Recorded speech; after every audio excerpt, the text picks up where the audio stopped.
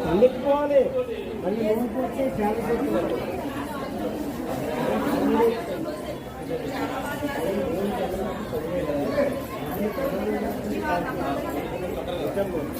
వేరే చెప్పండి సార్. పంచారామ క్షేత్రాల్లో శిరోభాగంగా పిలువబడేటువంటి శ్రీ క్షీరారామలింగేశ్వర స్వామి దేవస్థానం పాలకొల్లు. మన క్షీరారామలింగేశ్వర స్వామి దేవస్థానంలో కార్తీక మాసం పురస్కరించుకుని స్వామివారికి విశేషంగా చేయబడినటువంటి దీపాలంకరణ ఇవాళ చేయడం జరిగింది.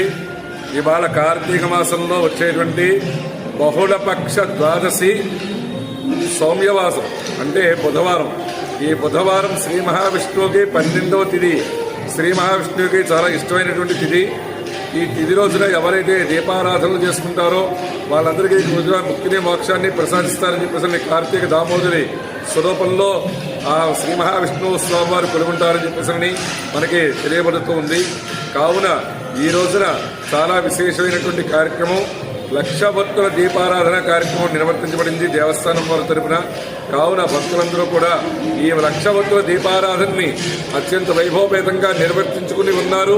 వాళ్ళందరికీ కూడా స్వామివారి అనుగ్రహం ముక్తి మోక్షాన్ని అలాగే వారు కోరుకున్నటువంటి సంపదల్ని కలగజేయాలని చెప్పేసి ఆ లక్ష్మీదేవిని, ఆ పరమేశ్వరుని, ఆ రామలింగేశ్వర స్వామివారిని అలాగే జనార్దన స్వామిని, కార్తీక దామోదరుని కోరుకుంటూ సర్వే జనా సుఖినో భవంతు, లోకా సమస్తా సుఖినో భవంతు.